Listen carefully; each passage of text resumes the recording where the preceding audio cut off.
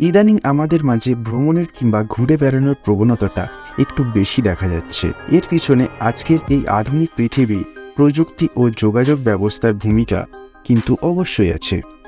এই দুইয়ের উন্নতির সাথে সাথে আমাদের ভ্রমণের নেশাটাও যেমন পাল্লা দিয়ে বেড়েই চলেছে।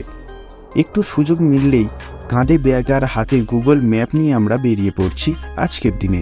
অজানাকে জানবার উদ্দেশ্যই হোক বা দুচোখ ভরে প্রাকৃতিক দৃশ্য দেখার লোভে বাস, ট্রেন কিংবা উড়োজাহাজে বসে চলে যাচ্ছি দূরের কোনো গন্তব্যে।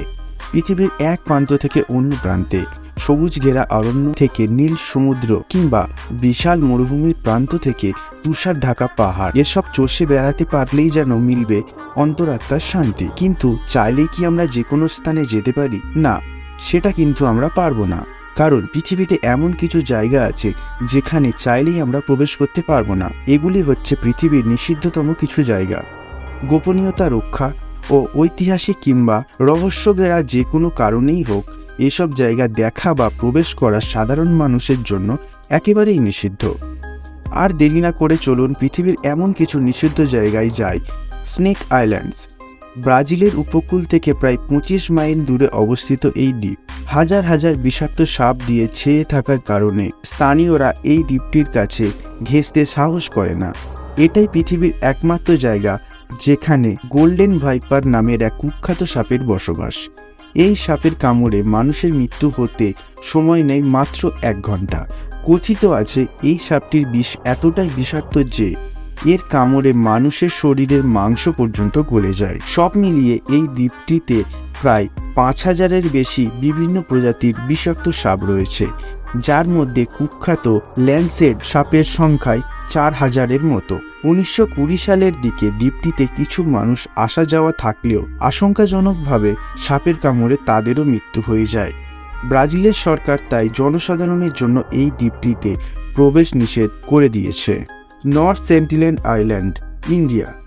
বঙ্গোপসাগরের মধ্যে north sentinel island Andaman Nicobar দ্বীপপুঞ্জের মধ্যে একটি। রাজনৈতিকভাবে ইন্ডিয়ার অন্তর্ভুক্ত এই দ্বীপটি বাইরে থেকে দেখতে অসম্ভব সুন্দর, যা খুবই সহজে পর্যটকদের আকর্ষণ করে। কিন্তু পর্যটকদের দৃষ্টি আকর্ষণ করলে কি হবে? এই দ্বীপটিতে বসবাসকারী সেন্টিনেল উপজাতিটি বাইরের পৃথিবীর সাথে সব ধরনের যোগাযোগ সম্পূর্ণভাবে বিচ্ছিন্ন করে রেখেছে বহুকাল। এমনকি এই দ্বীপে অনুপ্রবেশকারীদের নৃশংসভাবে হত্যা করেছে এই জনজাতি, এবং এরা বিন্দুমাত্র দ্বিধা করে না নৃশংসভাবে হত্যা করতে। প্রায় 50,000 বছরেরও বেশি সময় ধরে এই সেন্টিনেল উপজাতিটি এইভাবে এই অঞ্চলে বসবাস করে আসছে বলে শোনা যায়।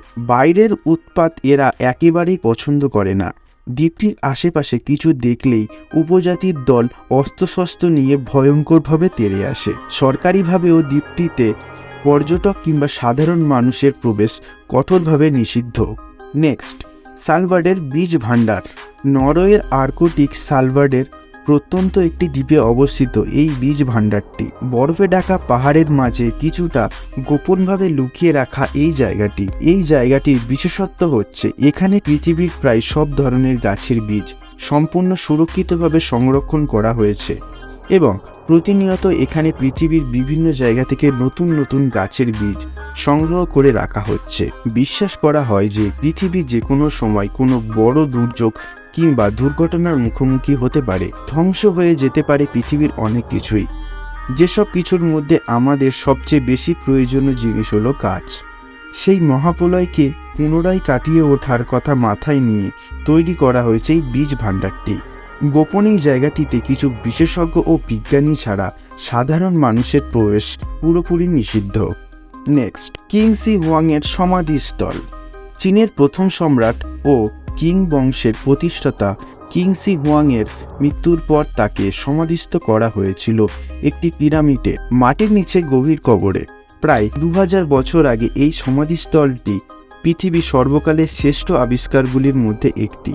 তবে এখনও পর্যন্ত ইতিহাসবিদ ও প্রত্নতাত্ত্বিকবিদদের কাছে এটি একটি রহস্য হিসাবেই রয়ে গেছে। সম্রাটের পুনর্জন্ম হবে এই বিশ্বাস করেই কবরের সাথে দেয়া হয়েছিল সম্রাটের প্রয়োজনীয় সব জিনিসপত্র সহ মাটির তৈরি বিশাল সৈন্যদল। সমাধির সাথে যেসব জিনিসপত্রগুলো দেয়া হয়েছিল সেগুলি এখনও পর্যন্ত সেই অবস্থায় রয়ে গেছে। সম্রাটের অভিশাপের ভয়ে অনেকেই এইসব জিনিসপত্রে হাত দিতে ভয় করে। শরীরের জন্য ক্ষতিকারক এমন কিছু পদার্থের উপস্থিতিও নাকি রয়েছে এখানে।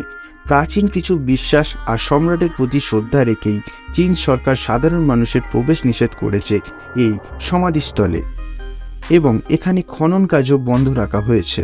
নেক্সট, রাশিয়ার মেট্রো 2। রাশিয়ার মস্কো নাগরিকের ব্যস্ততম রাস্তাগুলোর নিচে মেট্রো 2 নামে একটি গোপন ও জটিল আন্ডারগ্রাউন্ড মেট্রো সিস্টেম ছড়িয়ে আছে।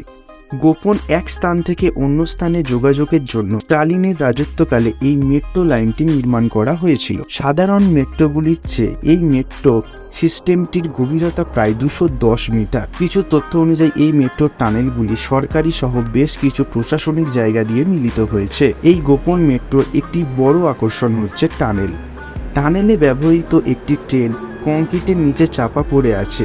এর ভিতরে বহির্ভূত ইঁদুর আর অশরীরী আনাগোনা কথাও শোনা যায়। পরিত্যক্ত টানেলগুলোর দিকে যাওয়া একেবারেই নিষিদ্ধ করে রেখেছে রাশিয়ার সরকার। Next, area 51। প্রবেশের অনুমতি না থাকলে সংরক্ষিত এমন এলাকাগুলির মধ্যে সবচেয়ে বেশি পরিচিত ও সবচেয়ে রহস্যময় একটি জায়গা হলো এরিয়া 51। নেভাদা মরুভূমির মাঝখানে লুকানো এই অঞ্চলটি একটি মার্কিন সামরিক ঘাঁটি। সে সাধারণ মানুষের কাছে সবসময় রহস্যময়। মার্কিন যুক্তরাষ্ট্রের দাবি, এই সামরিক ঘাঁটিতে তারা অস্ত্রশস্ত্র ও যুদ্ধ বিমানের উদ্ভাবন পরীক্ষামূলক কাজ করে থাকে। তবে সাধারণ মানুষ ষড়যন্ত্রের এই কথায় বিশ্বাস করতে নারাজ। এমনকি এই অঞ্চলটিকে ঘিরে রয়েছে নানান রকমের জল্পনা কল্পনা ও অনুমান। তাদের বিশ্বাস, এই ঘরটির অভ্যন্তরে এলিয়ানদের নিয়ে গবেষণা আর পৃথিবীর বাইরে কোনো যোগাযোগ নিয়ে কাজ করা হয়। এমনকি এলিয়ানরা নাকি মার্কিনদের সাথে এখানে বসেই যোগাযোগ করে। এই অঞ্চলের আশেপাশে অনেক এলাকায় এলিয়ানের আর উড়ন্ত ফ্লাইং ওঠানামা করতে দেখেছে অনেকেই। তবে ঘটনা যাই হোক, ঘাঁটিটি কেউই চায় না সাধারণ মানুষ জানুক এর ভিতরে আসলে কি হচ্ছে, আর সবসময় সাধারণ মানুষকে এর আশেপাশে থেকে কঠোরভাবে দূরে সরিয়ে রাখা কেন হচ্ছে তা সাধারণ মানুষ এখনো জানে না। ভ্রমণ কিংবা রহস্য মানুষের জন্য ভাবতে হয়তো কষ্ট হচ্ছে যে আধুনিক সময়ে এসেও অলৌকিক, প্রাকৃতিক কিংবা সম্পূর্ণ গোপনীয়তার কারণে কত কিছুই দেখা যাবে না, জানাও যাবে না। অথচ যে সমস্ত ক্রিয়াকলাপগুলোই যেন আমাদের জানার কৌতূহলকে আরও বাড়িয়ে দিচ্ছে। নিষিদ্ধ করা হয়েছে বলে সেদিকে পা বাড়ানোর সাহস হয়তো আমাদের হয় না। আর নিষিদ্ধ নির্জন সেই জায়গাগুলি কেমন সেগুলি আমাদের জানা সম্ভব নয়, কিন্তু এই জায়গাগুলি তো আমাদের হাতছানি দিয়ে ডাকছে।